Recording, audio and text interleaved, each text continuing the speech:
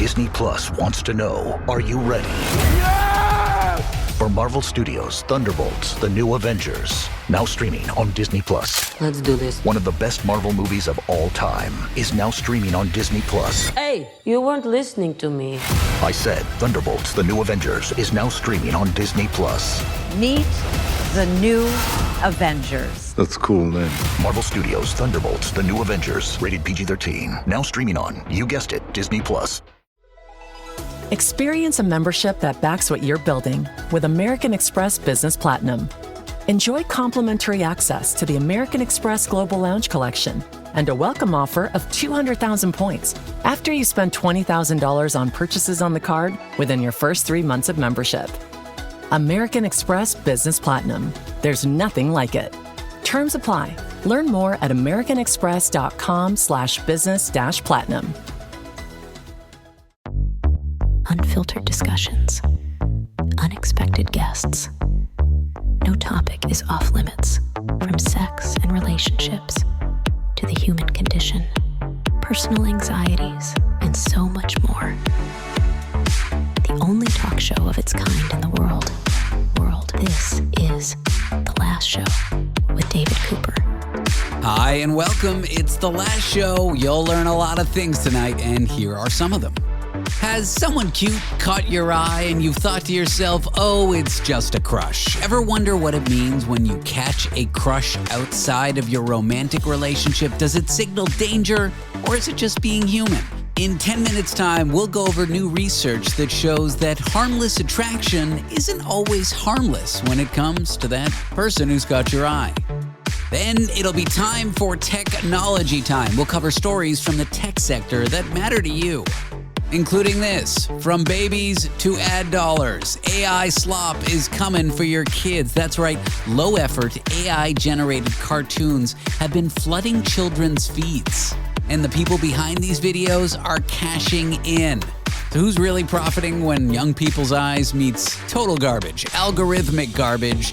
That we'll discover halfway through the hour. Those are some of the topics we'll hit tonight. That is some of what you'll learn. There will be more, I promise. But for now, let's dive in. Want to be part of The Last Show with David Cooper? Call us and join the conversation. 1-888-505-6644. And for his last day in New York City, here with me, we have our foreign correspondent from London, England, reporting live from the streets of my apartment. Tony Five is here to discuss riding the subway train. That's a story I think we all have to deal with occasionally. Good day, my friends. I'm talking here. See, I'm back to New York lingo where people know me and I walk over people, which is wonderful. Yes, my final, 10 hours here in the US of A. I have had a great time, but David, my friend, I took the subway. Now that is a theme park ride in itself. It's like Wonderland. It's a fever dream. I've never done Class A intravenous drugs, but I believe that is the feeling. Right? And it might be in the air of the subway for you to inhale as well. No, there is something very special about the New York City trains. Growing up in Toronto, we did not get like the oddball interactions. I mean, they happen, yeah. But the amount of people like dancing, singing, doing weird performances, getting into weird conversations. I've been on a train where the announcer, like the conductor, will sing what stops we're going to or crack jokes in a way that with their thick Queen's accents and stuff. Like there's just so many amazing things. And I'm kind of shocked you haven't had an interaction like you did earlier today until now. Well, strangely, there's so many things I can tell you about it. Good God, right. So leaving your apartment yesterday to get there, somebody fell over as they were boarding the subway. Now, 15 people, because I counted, walked over that person. Oh, no. Until I come along and helped her up. Now, she wasn't like homeless or a drug addict or looked in any way, shape or form threatening. Oh, no. But they walked over. And when I say they walked over, these were like Wall Street people in suits and not children. I found it insane. Well, that's an ugly vignette right there. Right. And then I'm obviously very English. So when I'm sitting down and I see anybody who may need assistance, I let them sit down and I say, 2 people looked like I was about to stab them to offer him the seat. 3 people said thank you, but no thank you, and still decided to stand for like another 6 stops. And one person sat down and was very grateful and we had a conversation. She was a grandmother going back home from Thanksgiving. She stayed with her family. She was very nice and fun. So that was kind of my initial interaction.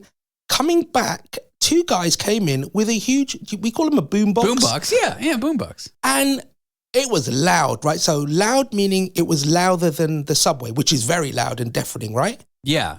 All the train workers wear ear protection because it can deafen you over time. And started rapping in Portuguese and English whilst dancing. Again, my observations are brilliant. I could not take my eyes off them. I found it absolutely mind-blowing and fascinating. But everybody else, as soon as they walked in, was looking anywhere but them. So they were looking straight down on the floor, looking straight down on the phone, looking at the ceiling, looking anywhere else but making eye contact. You can't make eye contact with the subway performers. Once you make eye contact, you're done. Then you're in a forced interaction with them. At worst case, they could try to, shuffle you down for money. At best case, they're just going to annoy you. New Yorkers are so used to things like this, they do not engage. It's like they're, immune to it, right? So I was engaged and then they come up to me. So obviously I've made eye contact and I've said to them, no, you're really good. Then I started to rap with them on the you on should the have got subway. a video of this. Well, I had my phone on me, but I didn't want to bring it out just in case they robbed it and snatched it. And then the whole subway train, go Tony, go Tony, go Tony. It was incredible. I feel like you got involved. You showed the rest of the train that if one stranger gets involved, these guys aren't going to get weird. And at that point, everybody feels safe enough to start interacting with them. But you really need that first person. It's like is it penguins or seals on the edge of the cliff? And then the first one jumps in. Lemmings. The first one jumps in to see if it's dangerous. That one might get killed. I felt like the cannon fodder in World War II. You know the guy that goes over the top first and he doesn't get shot and then they all go after? Yeah, that's you. So that was me. And then everybody started clapping. It was a wonderful, beautiful experience that I've never experienced in my life. I really hope somebody recorded it and maybe put it on Instagram. So that was like the sort of second interaction. But I'm sure they did in the end try to get money from everyone. Again, this is another thing that happens. So in the UK, they'll kind of, you get beggars, you get people that ask for money, and it's usually coins or cash, right? These guys are technologically amazing. So they said, we have Cash App, we have Venmo, you can transfer, we do PayPal. It was like shopping at Sephora. It was incredible. The old, when an artist in the street tries to hustle you or a street performer and you're taking any kind of interest and they ask you for money, the old, I don't have any cash on me just does not work anymore. These folks are wise. They'll be like, no, I got PayPal, I got Venmo, I got it all. It makes me feel that I live in Victorian London. Hello, mate, penny for a governor. It feels like when I go home, it'll be like that. Cash App for a governor. But they're going, we take PayPal. Absolutely fantastic. The New York subway isn't as scary as it's portrayed like in the UK. I guess at certain times and certain lines it probably is. Yeah. But every time you see the New York subway in any form in the UK, it's covered in graffiti. There are people getting shot. There's blood on the floor, vomit everywhere. But actually, you know what? I like it. It was easy. I know you've dissuaded me a few times and saying get a lift here or get an Uber. There are certain times and places you wouldn't want to go alone at night, but in general it's very safe. It is as dirty as they say though. Yeah, I wouldn't lick the floor. Plus I'm quite a big guy and people don't really make, maybe I look like a New Yorker and I was sort of chewing gum even though I didn't have any gum in my mouth, which is a good thing to try. Does that protect you, chewing gum? Well, it makes you look a little bit like a local. I'm going, nom, really loud. Hey, I'm chewing here. Hey, I'm here. You know what I must say? Go over there. I'm going to 4th and Canal. Oh. I don't know where 4th and Canal is. I don't think it is. But if you use any number with like a famous street, I think it works and it sounds like, So 10th and Lafayette. Hey, I'm going to be there. 4th and Canal, people. I want a cannoli later. I mean, you play the part. Thank you. The trains, there's something so special about the trains here. When you feel that energy of people doing weird stuff and performing and everyone getting involved on the train saying, go Tony, does it make you kind of love New York or does it make you kind of think this place is a little too scary for you? No, I love it. I was born and brought up in central London. So for me, it feels like home. If anything, it's kind of an anachronism for the show, right? Weird people going nowhere. Wow. Right? Do you think that's deep? Going nowhere fast. Do you think that's deep? I felt it was the weirder the better, and the interactions are lovely, and sometimes you can find something completely beautiful.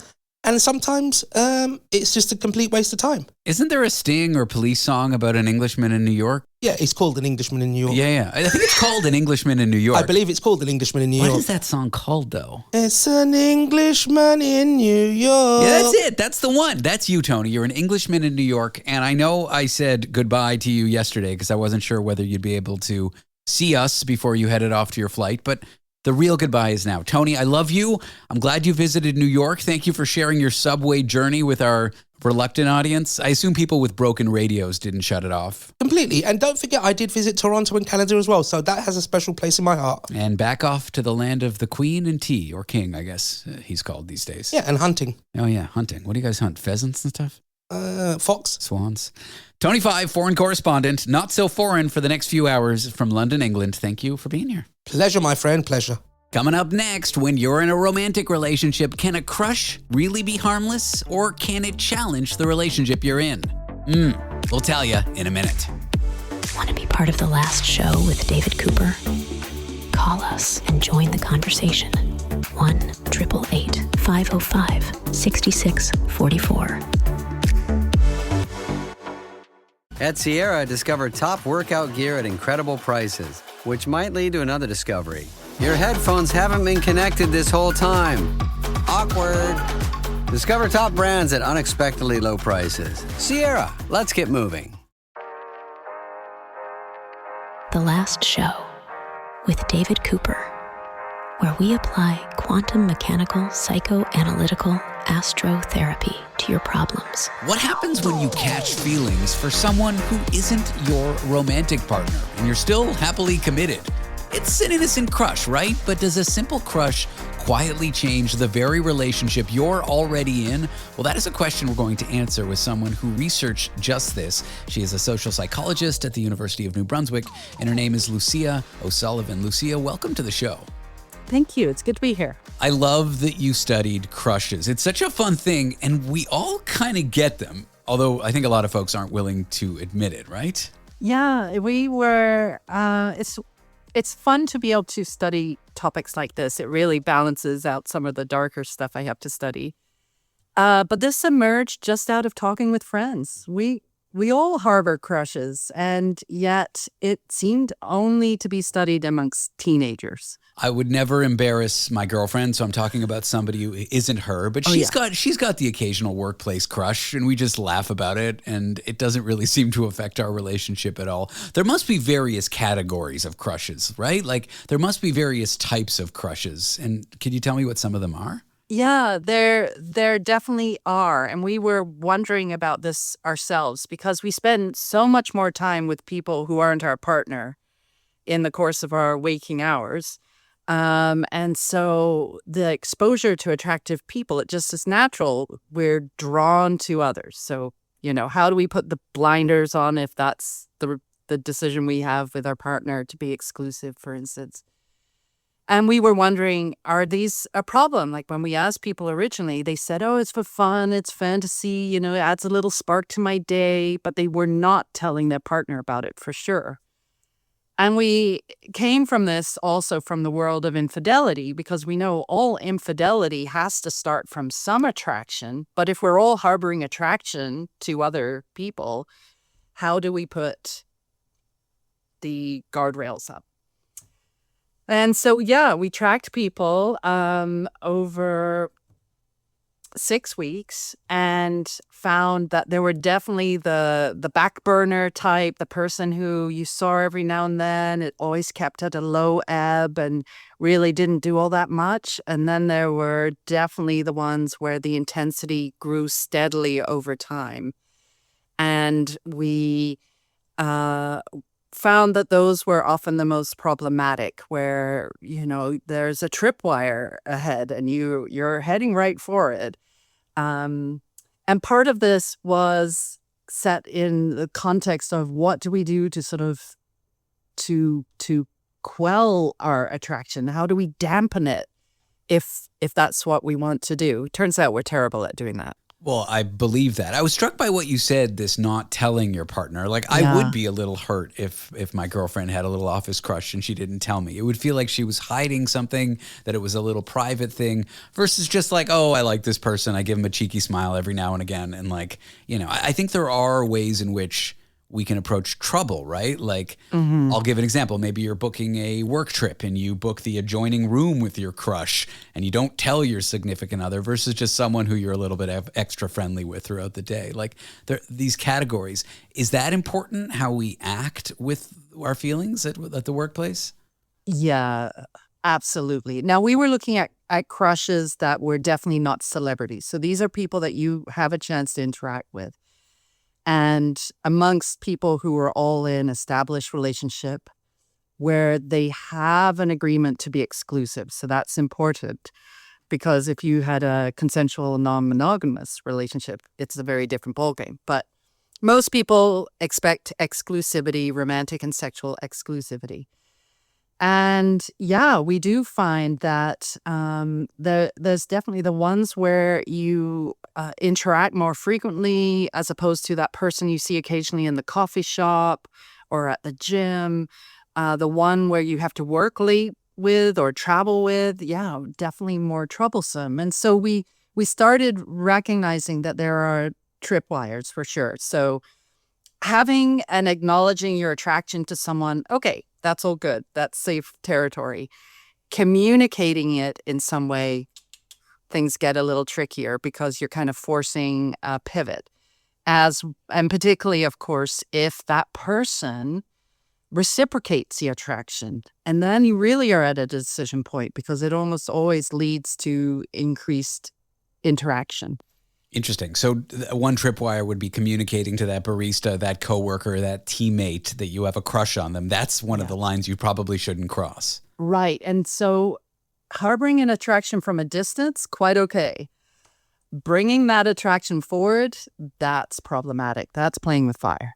What did you learn about how these crushes develop or even fade over time? Like, how do they form in the first place? We do find that there's a notable subset who really just have a whole bunch of different crushes. So, they're not the active prowlers, like they're looking for someone, but definitely the ones who appreciate beauty in the environment. So they can say, yeah, I've got a crush. Every time we assess them, they had at least 2 or 3 people they'd nominate, not always the same people. Those aren't actually so much the problem. It's that one person who gets increasingly close to you over time, who begins to know private information that normally you would disclose to your partner, who really you are away from the eyes of other people. That's the more problematic scenario. It doesn't necessarily lead to infidelity or something, but it leads to some reckoning. I've had an office relationship like that, and it was dysfunctional and bad, and it was 10 years ago, and okay, let's move on. Are there cases like, for example, when my girlfriend, oh wait, I'm not supposed to talk about her, when someone who isn't my girlfriend tells me that she has a crush, I just think it's cute, and we laugh about it, and I maybe tease her, and that's the end of it. I don't think that's particularly damaging. Maybe I'm naive. But are there cases where office crushes in your life don't really damage your primary relationship? Yeah, I think for the most part, we can just relax. Most of these attractions are harmless. They add a little spark to your day. When we ask people, would you leave your partner if the opportunity arose? Only 17% said yes, but they all had bad relationships. And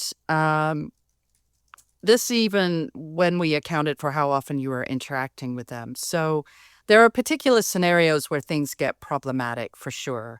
I think it's naive for us to think that we can only be attracted to the one person that we commit to.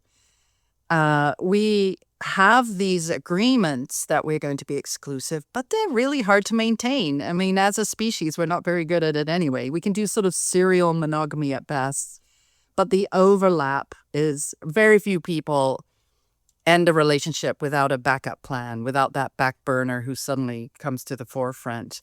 And we also study mate poaching in my lab, and it's an interesting scenario as well that, we like to know that, there's someone else out there who would appreciate us if our partner doesn't. Sure, we can't control our impulses, our crushes, but we can certainly control our actions. Yeah. Taking a really high-level view, what do you wish people understood about crushes in committed relationships? Well, mostly that they're pretty harmless and unavoidable. But we have done quite a lot of research looking at different ways people try to create some distance. One is to focus on their relationship partner. Oh, isn't he lovely? Isn't she wonderful? The other is to chastise themselves. Stay the course, focus, get away from, all that kind of thing. And the third is to really derogate the attractive others. So to focus on, I hate the way they always, the square fingertips, or the way they always, belch after they eat whatever, That's hamburger. me. That's me. Who knows what? Turns out none of those things are very effective. Oh, boy. We thought they would be. But it turns out we tend to use those strategies as last-ditch efforts when things have really started to spiral. Lucia O'Sullivan is a social psychologist from the University of New Brunswick. Lucia, I appreciate you sharing your research and having this chat with me. Thank you. I loved it. After the break, news from the tech sector, including how AI slop, poorly generated videos from AI are coming for your kids. And there are those who are making a ton of money in the process.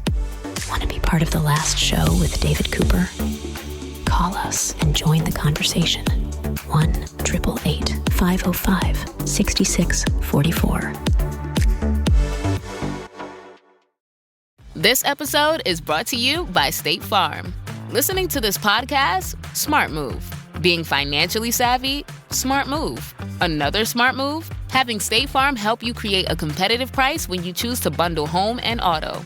Bundling, just another way to save with the personal price plan. Like a good neighbor, State Farm is there. Prices are based on rating plans that vary by state. Coverage options are selected by the customer. Availability, amount of discounts and savings, and eligibility vary by state.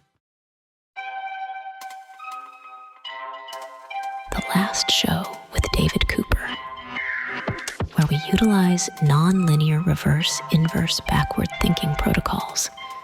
It sounds like this. Useless, weird, boring AI slop. Now coming to infants, kids, AI slop for babies. That is what we're going to discuss here on It's Time for Technology Time. We are joined by tech expert Carmi Levy to talk stories from the industry that are relevant to your life. Probably. Carmi, welcome to the show. Well, I sure hope they're relevant, David. Great to see you either way. I mean, I'm not on YouTube for kids often, but I care about what's on there because I talk to kids sometimes, although I do try to avoid them like the plague. I'm kidding. I love children, just not any of them that I've met. Other people's kids, yeah. Oh, yeah. Your baby's beautiful. Your dog. I love your dog. I feel like it's like with dogs. I hate dogs, but I'll like people's dogs. Exactly. But, I see how kids interact with technology, short form videos, and it gives me pause. But kids don't care if something is AI generated or not, because why would they? Yeah. And that kind of content is prevalent, is my understanding. Yeah, so Bloomberg did an analysis of sort of this explosion in AI-generated content. Basically, they call it AI slop on YouTube for kids. And YouTube really has become television for this age. A lot of parents will use YouTube as kind of like an electronic babysitter. Pew Research Center showed 60% of parents with a kid under the age of 2 say their child watches YouTube, and a third of them say they're watching it every day. So this is a thing. And there are channels that are explicitly devoted to kids, and they create content that plays over and over and over, endless loop. And kids either sit there mesmerized on the living room floor, or it plays in the background while they're doing other things. And so what's happening here, what Bloomberg is saying, is that instead of pre-produced content like actual cameras and actors and whatnot, gone are the days of Baby Shark, Carmi. Exactly. No more Baby Shark. Now it's AI generated. They're calling it AI slop. And of course, so now you don't need to script anything. You don't need to shoot it. You don't need anything. You just write a prompt and then dump it onto your YouTube channel and watch the advertising revenue roll in, which is scary because you and we're old enough to be able to tell, yeah, that kind of looks like it's AI generated. Kids can't, and they're going to be raised in this era with this technology where there are no lines between actual content and AI-generated content, and that's kind of a frightening direction that we're headed in. Certainly is. What are some of these videos containing? Like, what if the AI generates something offensive, obscene, like awful? That's the problem, right? Like Bloomberg quoted, New York Times did a similar investigation, and they found one called "Paw Patrol Babies Pretend to Die: Suicide by Annabelle Hypnotized." So basically, it's SEO content just kind of thrown in, designed to be found when you search for something. Search for Paw Patrol, this will come up, and of course, kids can't tell that it's offensive until it's too late, and most parents are just putting it on and then walking away because they need a break. So kids are going to be seeing this. It's not regulated. This is not subject to FCC or CRTC oversight here in Canada. So, parents are essentially exposing their kids to things that anything goes. And as a parent myself, and thankfully my kids are older than this, we don't have to deal with it. But holy heck, that is terrifying. Yeah. And unfortunately, there's no regulation that's going to rein that in. It's only going to grow. I have friends, family members who do like no screen time for their very young kids, limited, monitored, tracked, adult controlled screen time for their kids who are a little bit older. I used to be like, why are you so controlling as a parent? Like, who cares? But as the research comes out and as I find out what are on these platforms, I'm increasingly like, yeah, if I had a kid, definitely no screens before the age of 2 or 3. I'm not trying to judge parents who do it. I'm just saying be careful. Yeah, absolutely. And the guidance, right, the American Academy of Pediatrics says limit media access to kids under the age of 2. And so if you are going to put your child in front of a screen, it should be supervised. You should be choosing that content carefully, reviewing it first before you show it to your child or you allow them access to it. And so, yeah, I'm certainly not in a position to judge anyone else, but at the same time, the research is very clear. The risks are also very clear. And parents, I know how tiring it is. I've raised 3, how tiring it can be, when, you need to sleep and you need a bit of a break and turning on a TV and sort of quietening things down is the only answer. But in the age of AI, that introduces even more risk than we're used to. And we really should go into this with our eyes open. Great. AI slop. I mean, at this point, it's like, why even fight it? It's like it's coming for us, David. It's the internet's ruined. Although I saw a video last night of a couple doing karaoke to Last Christmas on YouTube. Out of tune, grainy video. The couples looked really weird and silly. It made me laugh. And the top comment on YouTube was a live internet theory, which is, to me, I take as a joke to say for all the ways in which the internet is going to die due to AI and just information being generated and not trusting anything and video sucking and all that, there still always will be those gems. So I take some comfort in that. Exactly. The internet giveth, the internet taketh away. Increasingly more these days, though, taking away. So, yeah, get your kids off of YouTube for kids, I guess is my advice. Take them outside, go to the park. Yeah, no judgment, but don't do it. Let's talk social media. A recent report shows users are fleeing X, formerly Twitter, and running to other platforms like TikTok or even Reddit. In other news, the sun rose this morning and is likely to set tonight. I feel like the first round of X fleeing is when Elon really took over and made things bad. Why are we hearing this again? Is there like a recent influx of people leaving or outflux or deflux or unflux? Yeah, Pew Research, which is their pretty respected source of internet-based research and data, they took a look at sort of how social media platforms have fared over the last 4 years between 2021 and 2025. And of all of the platforms that they looked at that were around in 2021, because of course Blue Sky and Truth Social are new, they can't compare them to the old data. They wanted to see, who's most popular, because obviously you're not going to hear it from them anymore. Certainly X is privately held. They don't release this data as well. So of all of the platforms that they reviewed, X was the only one that actually shrank, which is kind of notable, right? So it's a 21% of overall usage now, whereas compared to YouTube, 84%, Facebook 71%, Instagram 50%. And so, Elon Musk keeps saying that, we're more popular than ever. We have more users than ever, but there's no scientific data to back that up. And he's under no requirement to do so because he doesn't have to issue earnings reports with data every 3 months. So I think this is, it's still popular. It's used by those with a particular political focus. If you're, a hard right adherent, X is your platform. But, based on the numbers from Pew, it's smaller than it used to be. Or if you're a bot from a foreign adversary looking to shape public opinion, X is a great platform to put your bots on. That's right. If you want machines to talk to machines, that's where you should be. But otherwise, no. I mean, and certainly most of the feedback or the engagement that I get on things that I share, and I'm certainly not posting anything political, but a lot of the comments that I get from strangers are clearly from bot accounts. The level of human engagement, and I'll speak anecdotally for myself, but I know I'm not alone, has gone down tremendously since Elon Musk bought the platform 3 years ago, and it's not getting any better. This data validates that. Now, Elon paid what, $44? $billion. Oh, $44 billion. Yeah. I was off by an order of magnitude. But he's getting $1 trillion, from Tesla. So, I don't think we need to worry about him. Yeah, he's definitely underwater on buying Twitter, but he's found another solution. I'm not worried about Elon. He's fine. He'll do fine. Well, he's okay. I know I'm worried about his behavior, but I'm not worried about his finances. That's right. I worry about his mental state, but that's another story. But $44 billion, that's how much he paid to take this public company private, buy it, all cash, full acquisition, blah, blah, blah.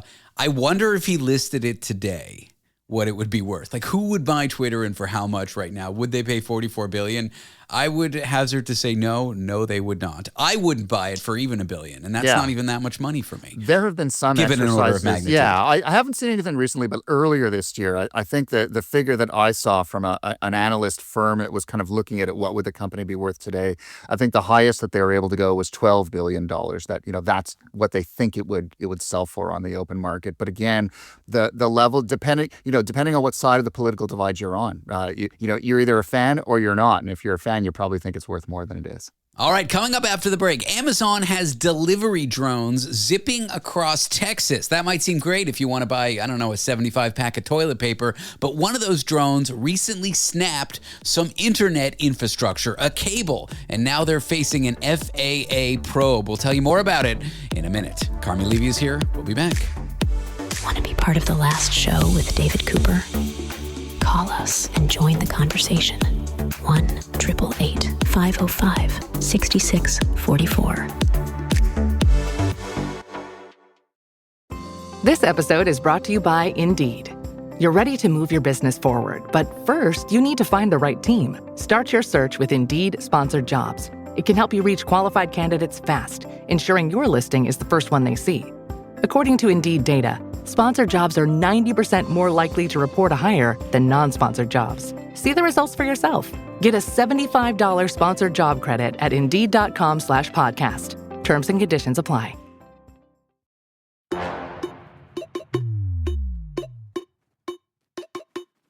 We work hard to strike the right amount of intelligence and ignorance.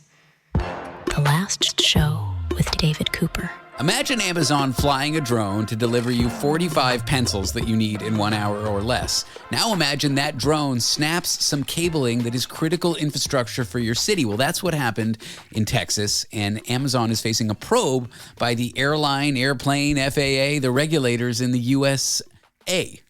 I don't know why I said that sentence like that, but it's not important. Carmi Levy is here. We're talking tech stories of the day. It's time for technology time. Carmi, welcome back to the show. Good to be back. I'm really glad I don't have drones flying around my house. That would scare me.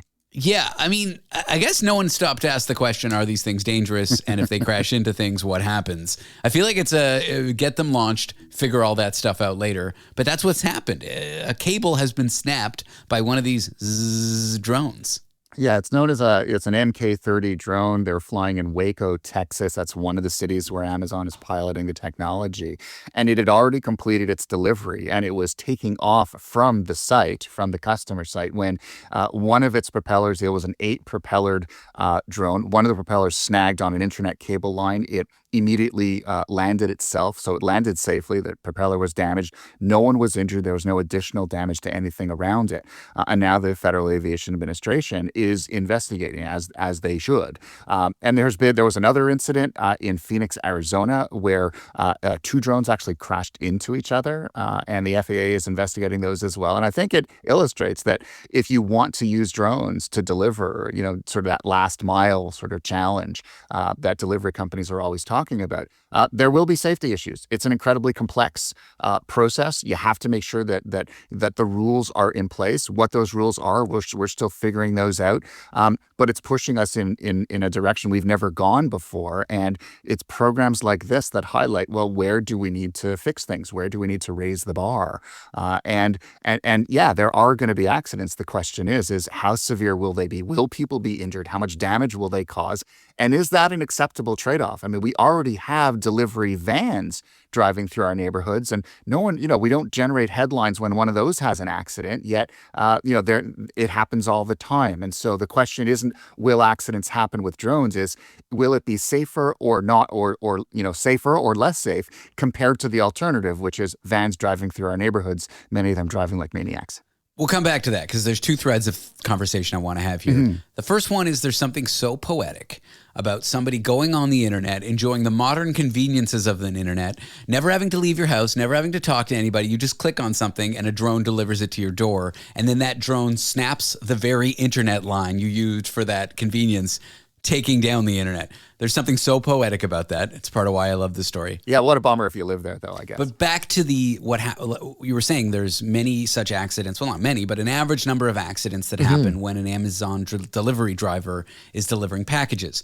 But when there's a person to blame, I don't know, something in our head clicks like, oh, that makes sense. Like, there's way more car accidents from people where people are severely injured or killed, but we can sort of blame them when it's an autonomous vehicle. We aren't wired for that. Like, who do we blame? We want someone to blame when an accident happens. And I think that's why these events are so startling to us, even though delivery van drivers are more likely to get in accidents than drones. When it's a drone, it's like, who do we blame? The programmer, the company, nobody? There's no one to hold legally responsible. God knows America would never hold a corporation responsible for anything. So yeah, I think that's why there's this disconnect.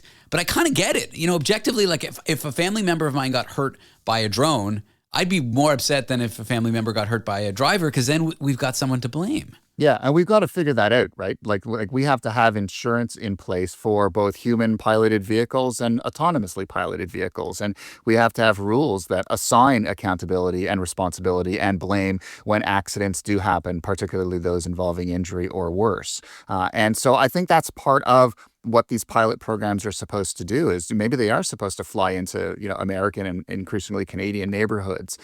And maybe accidents are supposed to happen, right? And as they happen, then we figure it out. What makes the most sense? In this case, Amazon built this device, this drone, created the technology, rolled it out into this community. So I'm guessing it's a corporate accountability. But again, I'm not the insurance company here, but I sure would like to know those rules. We know full well if we get into a car and have an accident, what those rules are.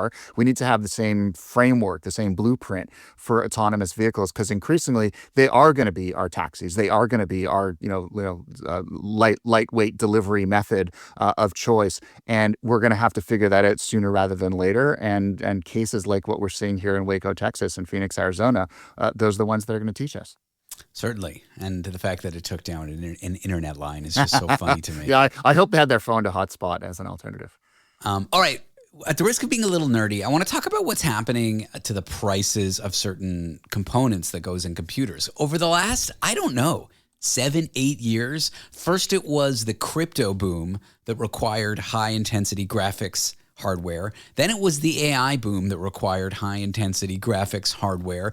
And the end consumer found themselves unable to buy hardware for gaming, which is to say GPUs or graphics processing units.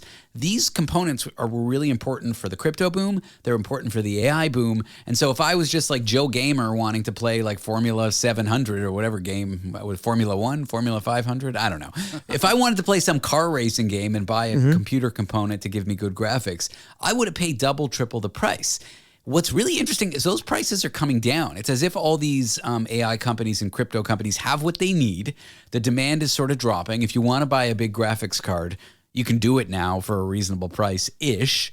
But other electrical or computer components, they are currently skyrocketing because of the AI boom. And those components are RAM, which is computer memory, and storage, which is like solid-state drives and hard drives and all this. What is going on? If I want to build a computer or buy a computer, I'm paying totally different prices than I might have, 6 months ago, a year ago. Yeah, because consumers are no longer the priority. What's happening here is demand for RAM and solid state drives is skyrocketing because companies like OpenAI and Google are buying up all of the available inventory so they can build out their very large data centers. Data centers need, in order to run those ChatGPT prompts and queries and you create all those imageries in Google VO3, you need to have massive amounts of compute capability that requires a lot of RAM, a lot of storage. And so they're buying it up in the billions, tens of billions for their huge data centers. And that means that there's less available for the consumer market, which means it's harder to find RAM and solid state storage. And it's also more expensive if you do find it. And that's only going to continue because we know there's this like superpower arms race to build data center capacity. And that unfortunately leaves regular old consumers like us out in the cold, which means if you're buying a computer or if you're upgrading a computer and you need more drives, you need more solid state drives or more RAM, you want to be buying it sooner rather than later because a lot of those vendors are already starting to push their prices up. Some of the larger ones, like Apple, for example, have kind of large scale multi-year contracts. They're a little bit more resistant to that pressure, but at some point, it's all going to get more expensive if this continues any longer. And certainly into the new year, we do see those prices heading up. And yet again, it's the consumer that is getting hosed. Yeah, and this is not going to be a short storm. This could last like up to a year, 6 months. If you're looking to buy a new hard drive or a new computer with a big hard drive and thinking, I want to wait this out, and you need that computer now might be the time because they're just going to go up. I mean, long-term forecasting, who knows? Like, I would have told you the price of graphics hardware wouldn't have dropped, and here we are seeing it drop. So who knows? But short-term, buy this stuff now because I've hesitated. And one manufacturer of discs, the company's called Micron. Now, they don't directly sell to the consumer. They have a consumer label called Crucial. I'm probably getting too nerdy here, but the thing to know is there's a company that makes discs called Crucial, and Micron has completely folded the Crucial brand, saying they just want to focus on, enterprise level stuff. Yeah, it took 5 years for the GPU thing to settle itself out. And so, eventually things will go back to normal, but it could be a while. And so you kind of want to lock in your votes now. It just means that, the market is not going to be a happy place for us for the next little while. Carmi, a joy it was to have you on the show. Thanks for being here. Appreciate being here. Thanks so much, David. Coming up next, we're blowing the lid on a conspiracy that exists in your junk drawer. That's right. Companies plan for those products you own to degrade over time, and we'll tell you about it in a minute. Want to be part of the last show with David Cooper? Call us and join the conversation. 1-888-505-6644. Close your eyes, exhale, feel your body relax, and let go of whatever you're carrying today. Well, I'm letting go of the worry that I wouldn't get my new contacts in time for this class. I got them delivered free from 1-800-CONTACTS. Oh my gosh, they're so fast. And breathe. Oh, sorry. I almost couldn't breathe when I saw the discount they gave me on my first order. Oh, sorry. Namaste. Visit 1-800-CONTACTS.com today to save on your first order. 1-800-CONTACTS. Smart, sharp, and slightly unhinged. Late Night's Fresh Perspective. The Last Show with David Cooper.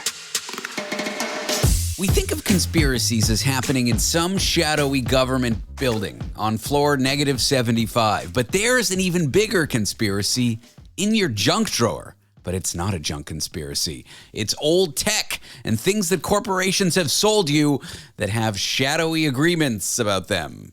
Probably. I'm here with Nathan Radke. How's that for an introduction? It's Conspiracy Corner. Nathan is a professor of conspiracy studies at Humber Polytechnic who co-hosts the Uncover Up podcast. Nathan, welcome to the show. Thanks for having me on. I told you I'd screw up your introduction, but there's no second takes in radio. Nathan, my goodness. Corporate conspiracies, they are among us. Shadowy CEO deals, things that happen that affect the consumer that we never know of until, some big government organization breaks it up. Yeah, I mean, when we're feeling kind of paranoid, we see conspiracies all over the place. In popular songs, we see something in the lyrics or in our drinking water, in the clouds, wherever. But yeah, there's some conspiracies way closer to home, in our junk drawers, in our closets, our light sockets. Because we can ask ourselves questions like, hey, wait, Why do our electronics seem to slow down just when we're finally finished paying them off? Why do our devices seem to break just when they're out of warranty? Why are the fashionable jeans that we bought last year now embarrassing and out of date? And the answer to all of these was the concept of planned obsolescence, which is a conspiracy that hits us right where it hurts, which is our bank accounts. Our wallets, yeah.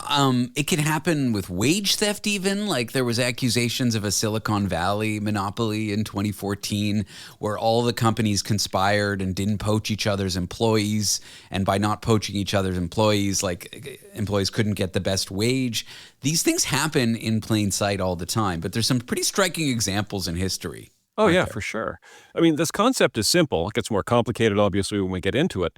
But the bumper sticker version is things are deliberately engineered or designed so that they get worse sooner than they need to and then need to get replaced. And that way the manufacturer gets more sales than they would if they made things that lasted as long as they could. So I'll give you an example. Yes. Years ago, I was in an antique shop in Parkdale. And the owner of that shop was sort of a character. He loved to talk conspiracy theories. What do you expect from a Parkdale antique shop owner? And so when he found out that talking conspiracies was my entire profession, he took me into a back room. Now, I assumed it was so that he could murder me and turn me into a taxidermy display, but instead, what he showed me was an old light bulb with what looked like a bamboo filament, and he said that that single light bulb had been working for over 100 years.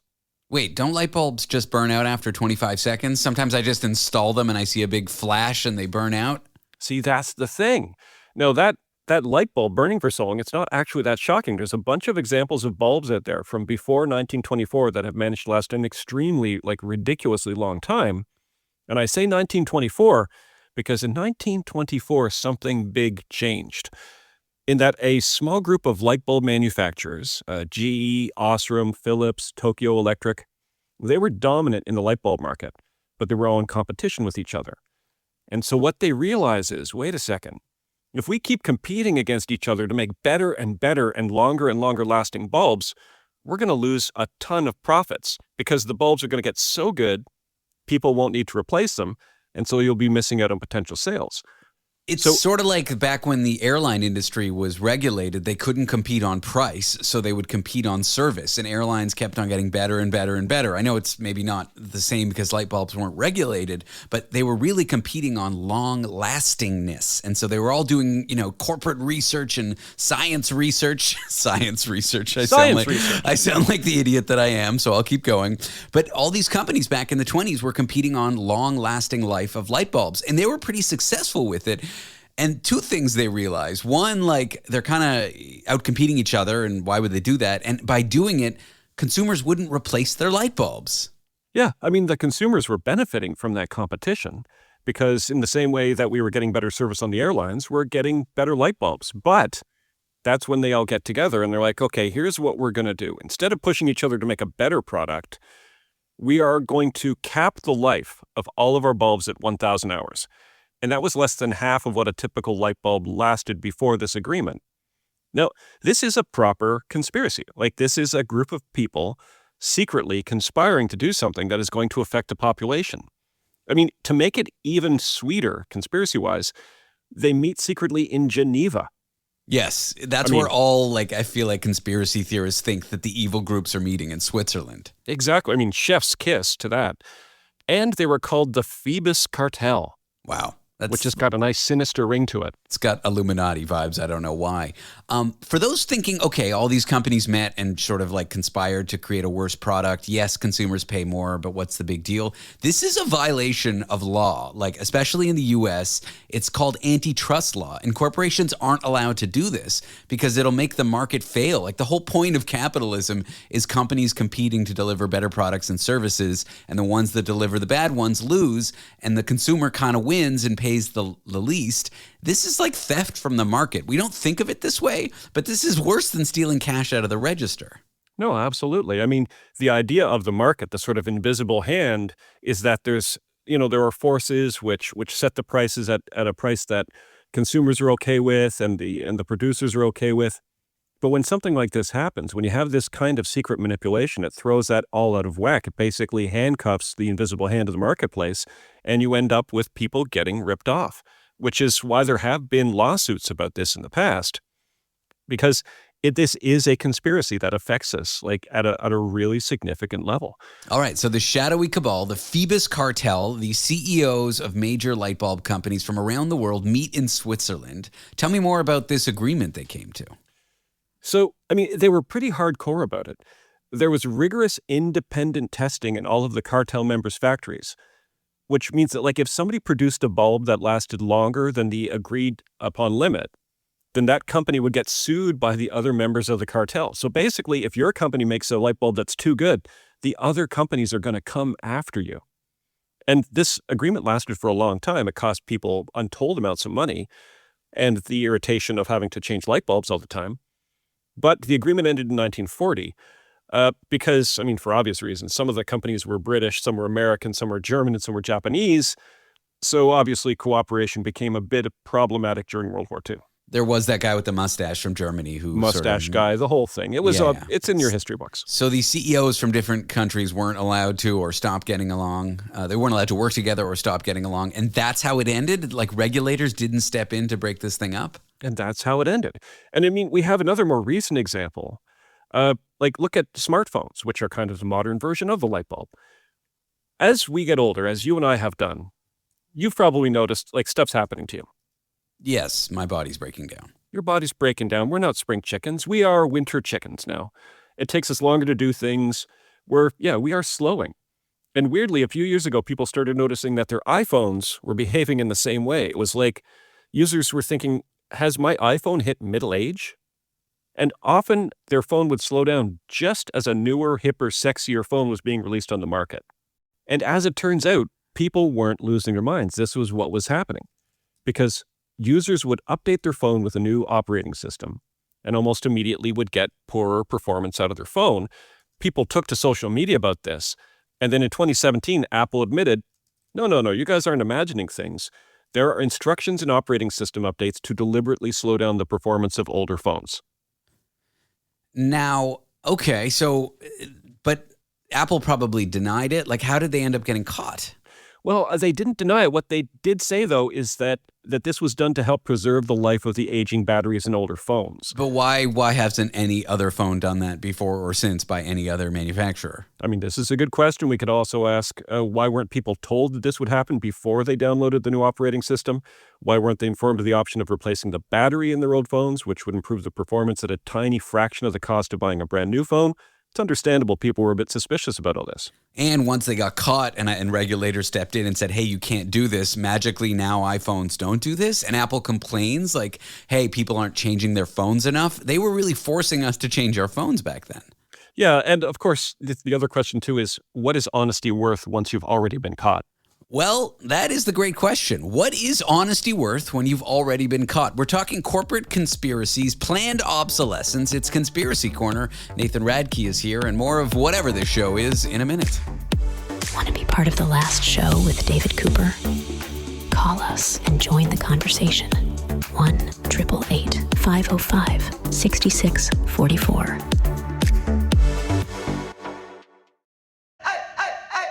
Meet the computer you can talk to. With Copilot on Windows, working, creating, and collaborating is as easy as talking. Got writer's block?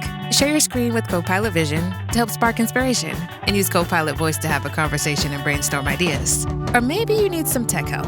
With Copilot Vision, Copilot sees what you see. Let Copilot talk you through step-by-step guidance so you can master new apps, games, and skills faster. Try now at windows.com/Copilot. For those who know that questioning everything includes questioning this show's existence. The Last Show with David Cooper. You spend $25,000 on the shiniest new iPhone 75. You love it. You think it works great. You're happy with it. A few years later, a new model comes out and your phone starts acting really slow. It acts like an old piece of junk. Why? Planned obsolescence. Companies have, in the past, degraded their products, conspiring against the consumer, and that's what we're talking about, corporate conspiracies. I'm joined by Nathan Radke, a professor of conspiratorial conspiracy studies at Humber Polytechnic, who co-hosts the Uncover Up Conspiracy Cast podcast. Nathan, some of the words I just said were accurate. Some of the words you just said were conspiracy and cast. They were. All right, so we were talking about the Apple iPhone battery gate, I think, as it came to be known. Several years ago, they got kind of busted for intentionally slowing down older phones as new ones came out, hoping the consumer would upgrade. Now, they claim it was for battery performance, blah, blah, blah. They claimed the phones needed to do that, but they also just didn't tell the consumer until, well, I guess they got caught. Did the EU or something step in and tell them to stop? Well, I mean, this is one advantage of the EU is that they have a lot more regulation about this kind of thing. And they've also been working on right to repair laws recently because so many of the devices that we buy now, they can't be fixed. If one component goes on them, the entire thing gets bricked.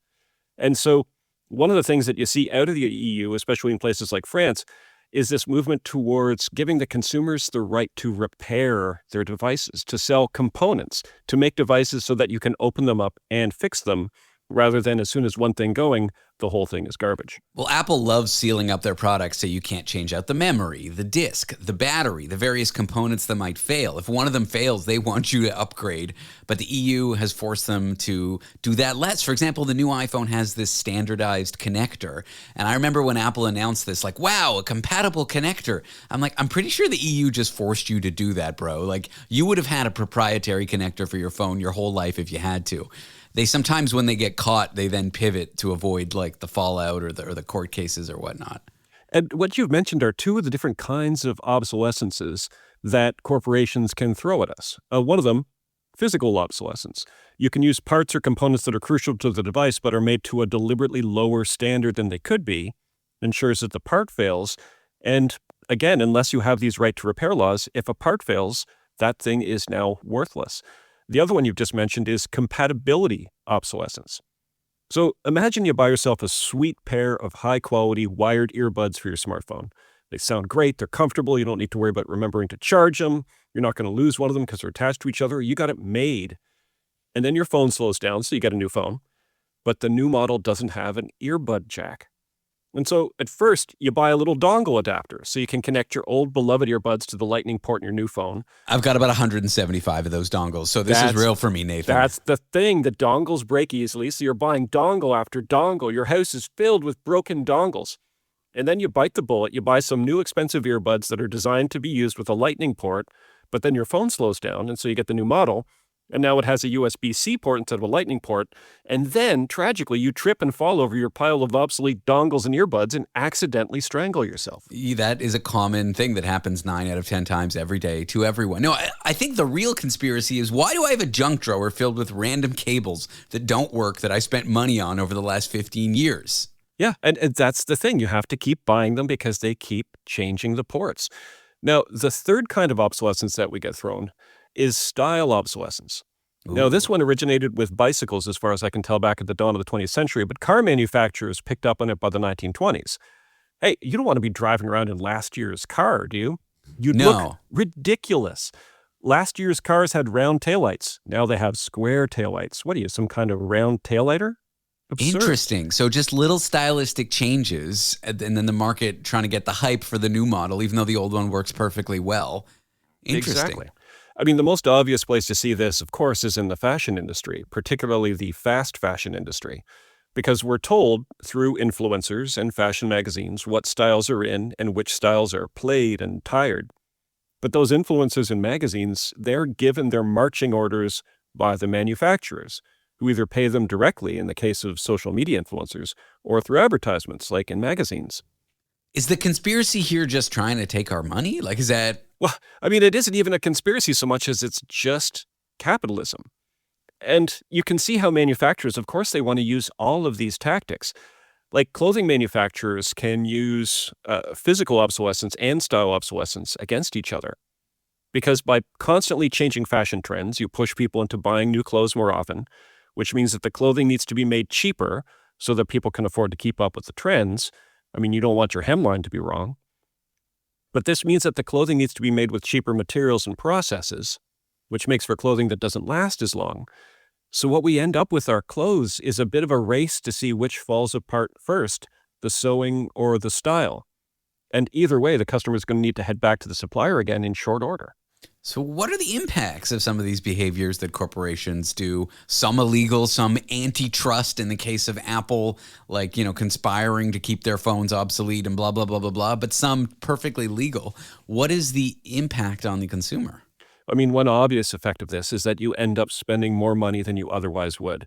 I mean, you buy cheap stuff because it seems like you're saving money, but it's a false savings. You'd be better off with a mid-priced vacuum cleaner that's made out of good components that last for 20 years, rather than having 5 cheap ones that last for 4 years. And this is something that, of course, when you talk to an old person, they say, oh, in my day, this used to be built right, and this used to be built right. And unlike a lot of what old people say, there is something to this idea. Things used to be built to last. And the other issue, which is extremely significant and dangerous, is waste. I mean, it isn't just our junk drawers that are cluttered with out-of-date chargers and adapters. We make 60 million tons of e-waste every year. And because of the elements in the components, like that's difficult to dispose of safely. Lead and mercury ends up leaching into the soil. And rare earth metals that are in your phones and your computers, they're hard to mine and they're hard to recycle. And if you just throw it in the trash instead of recycling it properly, which I'm sure many people are guilty as charged, it's now just gone. And so there's kind of a lot of elements to the waste component here. Oh, absolutely. And a lot of those elements are mined in very hazardous conditions from maybe countries that have leadership that, is a little bit dicey. And so we're contributing to those dicey leaderships. We are also contributing to hazardous work conditions for the miners. And when you look at fashion, 90 million tons of waste, of textile waste going into landfills every year because we don't want to wear last year's jeans. So what is the consumer to do? We started off talking about this light bulb conspiracy. For those that weren't listening, back in the 1920s, 30s, light bulb manufacturers conspired to keep the life of bulbs down, creating waste, creating excessive consumption. They could have created light bulbs that lasted a much longer time. What is the average consumer to do? Well, I mean, the hope is that we see some, again, at the state level, we see some laws coming in that the antitrust laws we've already talked about, the right to repair laws, that kind of thing. As far as us as individuals, we just sort of have to be more mindful about our shopping habits, to look at the true cost of when we buy something. When we buy something cheap, it seems as though the cost is low. But if you look at the actual cost, the cost of having to throw something out, all of the waste, the constant replacing and rebuying, those sort of seductive low prices are hiding something sinister. And as is often the case, sometimes this sinister manipulation that we worry about, it's actually right out in the open, and we're the ones that are actively contributing to it by continuing our shopping patterns. All right. Well, Merry Christmas, everybody. I hope you do all your Christmas shopping and buy great gifts for your family members and loved ones. We're here with Nathan Radke, a professor of conspiracy studies at Humber Polytechnic. Do check out his podcast. It's called The Uncover Up, or is it just called Uncover Up? I think it's The Uncover Up. Good. I got it right the first time. Nathan, what a joy it was to have you. Thank you for being here. Always have to be here. I'd better tell you about the Last Show podcast. If you like any of the topics you've learned about tonight, don't worry, you can hear those interviews again. Just search David Cooper Last Show in your favorite podcast app and subscribe. Or head to www.lastshow.pizza. That's .pizza, not .com, to find out more details and subscribe. Hear parts of the show you loved again, or catch anything you missed. Up next, if you drink different amounts of alcohol than your partner, that might be a warning sign for your relationship's stability. Details in a minute. Want to be part of The Last Show with David Cooper? Call us and join the conversation. 1-888-505-6644. Chronic spontaneous urticaria, or chronic hives with no known cause. It's so unpredictable. It's like playing pinball. Itchy, red bumps start on my arm, then my back. Sometimes my legs. Hives come out of nowhere. And it comes and goes. But I just found out about a treatment option at treatmyhives.com. Take that, chronic hives. Learn more at treatmyhives.com. Prepare to have your mind blown as we delve into the complexities of relationships, explore the cutting edge of science, and celebrate the bizarre and beautiful absurdity of the world around us. This is The Last Show with David Cooper. Something I've given some thought to is how couples navigate alcohol when their drinking habits don't quite match up. Well, there's research showing that mismatched alcohol patterns might cause conflict in relationships, affect a couple's satisfaction with one another, even affect their long-term stability. I'm here with someone who's done research in this area. He is a director at the Clinical and Research Institute on Addictions at the University of Buffalo. His name is Dr. Kenneth Leonard. Ken, welcome to the program. Well, thank you for having me. Your study, your research piqued my curiosity as someone who's 6 years sober, who lives with a moderate drinking partner. So I'm curious, what does the research say about when one couple abstains and the other drinks lightly or moderately?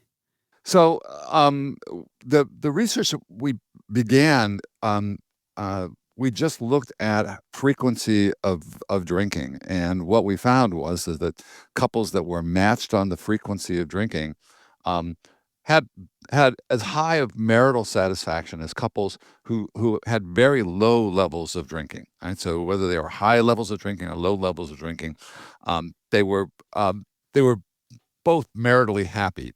The other characteristics of those couples that tended to drink frequently and were maritally happy is that they drank together, and they usually drank at home. Right? So those are two elements of this that have sort of permeated our research over time, is that it's important that the drinking happens together, more so than just at home, but particularly that it's together. If they have similar drinking patterns and they're heavier drinking patterns, but they tend to drink apart, that's not good.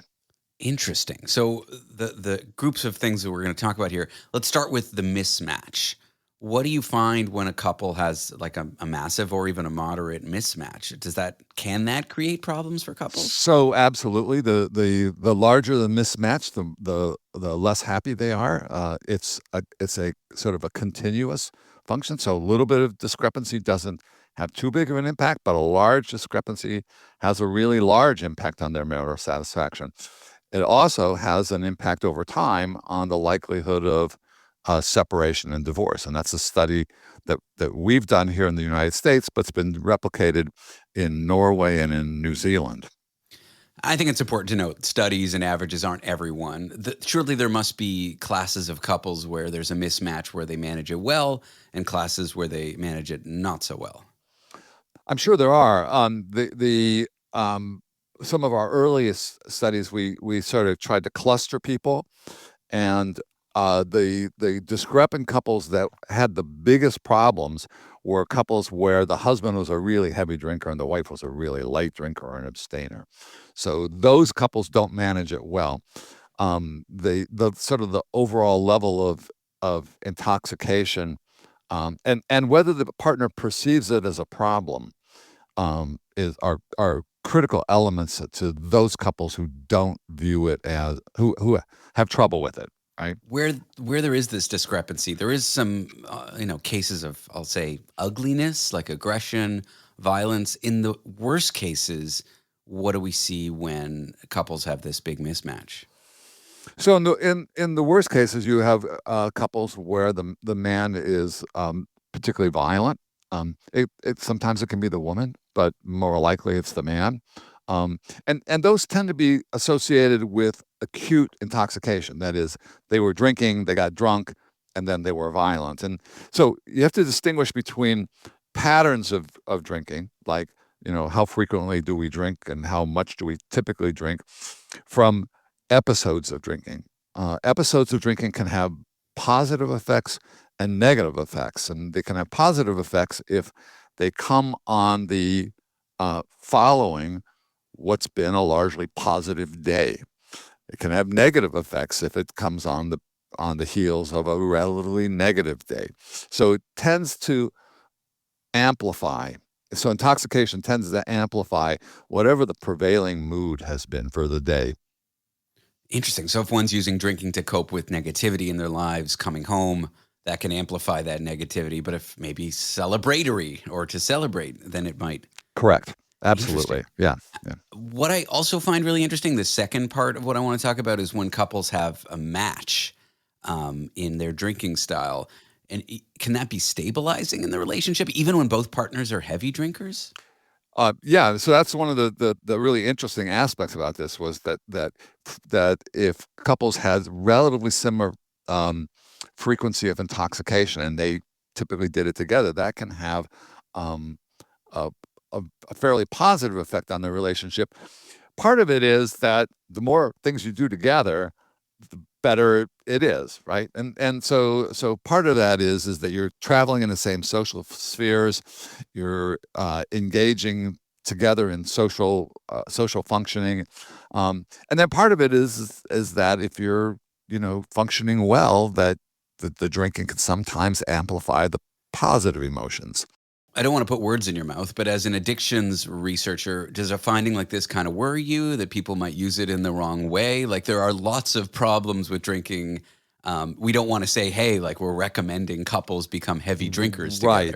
Right. So there's a few caveats to this. So one is that, as I mentioned earlier, if one partner sees this as a problem, or if they begin to have symptoms of an alcohol use disorder, those kinds of things tend to break down. So we're talking about there can be heavy drinking without it transitioning into an alcohol use disorder.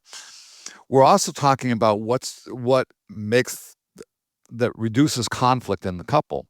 And it's not necessarily saying anything about what might be going on with other elements of the family. So with regard to children, having concordant heavy drinking is probably not ideal for raising children. So most of the research that's been done has been done with young married couples, and that discrepancy effect, so not so much the concordance effect, but the discrepancy effect is really strong among families that have young kids. Interesting. So you're just looking at the impact of the couple relationship. If they're Correct. We don't want children brought up in a household with heavy drinking all the time. Simple advice. Now, what happens to couples when they split? Can drinking use massively shift? So that's a really interesting question. Splits are different, right? Sometimes splits are amicable. Sometimes splits are because the relationship is really, really stressful. One of the interesting things is if the split happens because, or in the context of a couple that's heavily drinking. So one of the things that we know is that women who divorce a heavy drinking man will reduce their drinking. Everybody else seems to increase their drinking after divorce. But if you're divorcing a heavy drinking partner, we know this for women divorcing a heavy drinking man. We think it's probably true for men as well, because there's this mutual influence pattern where, if I'm drinking heavily, my partner's drinking heavily. But aside from that particular situation, divorce sort of frees you from responsibilities to some extent. And so a lot of times divorce is associated with increased drinking. We've hit a lot of topics here: alcohol use, mismatched couples, couples where it's matched, couples who have split. All been very informative. But are there any major takeaways from your research or analysis of other people's papers that you would want to say to people? Well, I would say, if you're happy with your relationship the way it is and what your drinking patterns are, don't change them. If you're unhappy about the time you spend together, then find some non-drinking ways of hanging out together. It's sort of common sense in a lot of ways.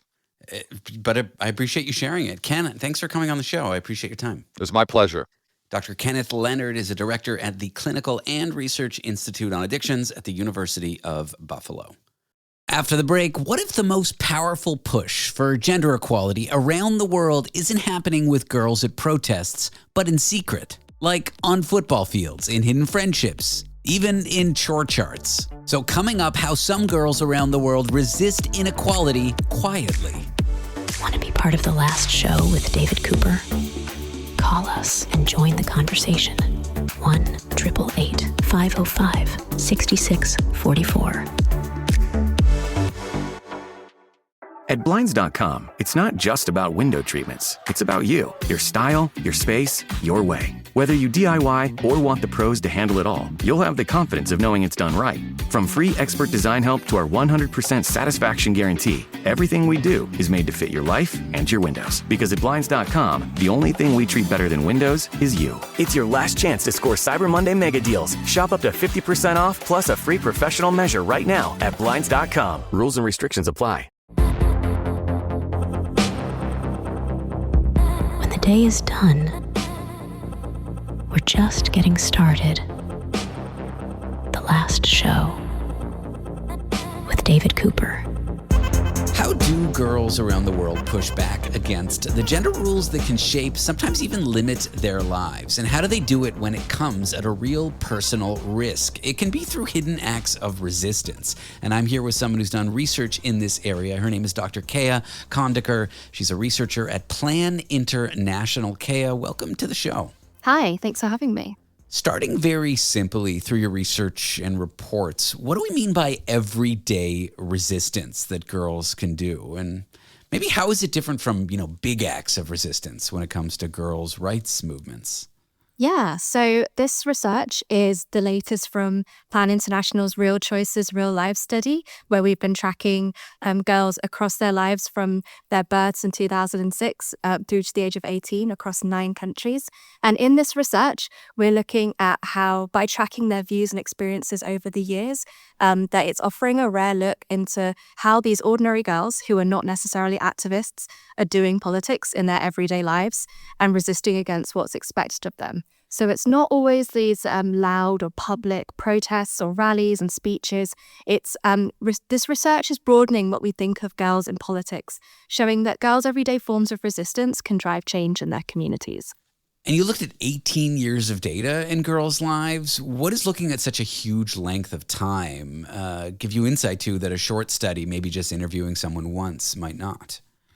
Oh, that's a really great question, because we can really see how girls' resistance is sort of changing over time. We can see how across one girl, they may have certain views where, say, they're going with the grain of gender norms. They're accepting that doing chores is their role as a girl and that it's okay that they do more than their brother. But then over the years, we'll see how that sort of tends to change, and then how this girl ends up being resistant, and that girl ends up refusing what's expected of her and refusing to do her chores. And that's what we're counting as girls' everyday resistance.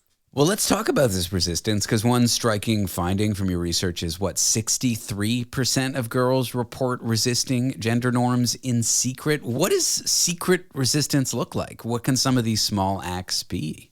Yeah, so on one side, we can see that there are girls that are openly resisting, but then on the other side, it's the fact that some girls are facing real risks if they were to openly resist in a way that maybe their caregivers or their teachers can notice. So it means that because speaking up can result in punishment or violence or worse. And so we found actually that across girls' lifetimes, throughout at some point in their childhood, 83% of them have faced physical punishment and violence from their caregivers and teachers.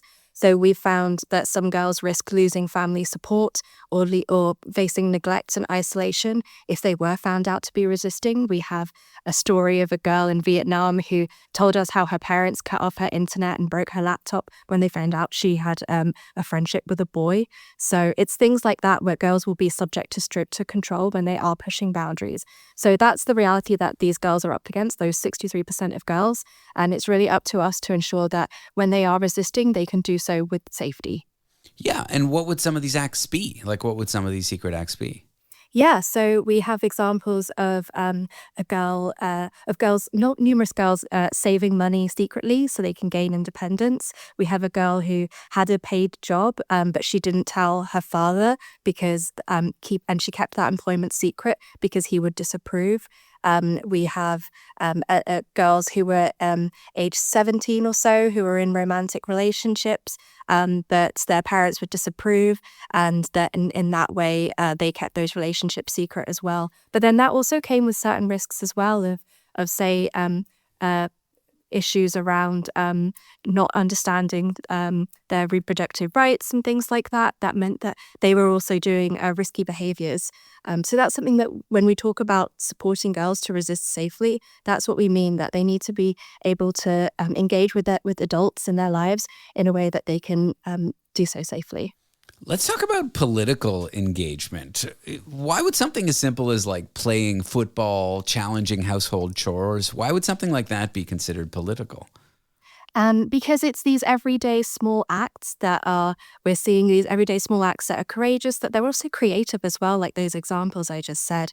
And that these are political because they're chipping away at what the broader issue of gender inequality. So we're very familiar with seeing girls speaking up on big political stages and speaking out for what's right. And that's so great and incredible. And we love seeing girls do that. But we're trying to shift that narrative on girls' politics and their political engagement, trying to say that on an everyday basis that girls too, who maybe don't have the tools within them or the accessibility to be able to make those big speeches and to go on those stages, that they're also political actors in their own right. You looked at several different countries. How are the forms of resistance that girls are showing different in these different places, or are the patterns similar? And also, what are some of the countries? Firstly, we're in 3 broad regions. So it's 9 countries, and the countries are in the Africa region, Benin, Togo, Uganda; in the Southeast Asia region, Cambodia, Philippines, and Vietnam; and in the Americas region, Brazil, Dominican Republic, and El Salvador. And what's really interesting is that we're seeing common threads actually across all of these girls. And I think that's what's the most interesting thing about this, is that almost half of all of these girls, despite their different cultures and contexts, that they all at some point in their lives are openly resisting in some way. So we're really seeing that across the board. There is this consensus that girls want to be heard, they want to be respected, they want to change what's expected of them. Is there a role that parents or adults in these kids' lives can play, like more supportive or maybe creating a more harmful environment? Like, what can parents do who have kids in these regions? Yeah, I mean, the first thing that I'd want to say is that we're not trying to tell girls what their resistance needs to look like, or even what gender equality should look like in their context. We're just trying to support them in the actions that they're already doing or what they want to do. And so for adults, for us, it starts by listening to girls.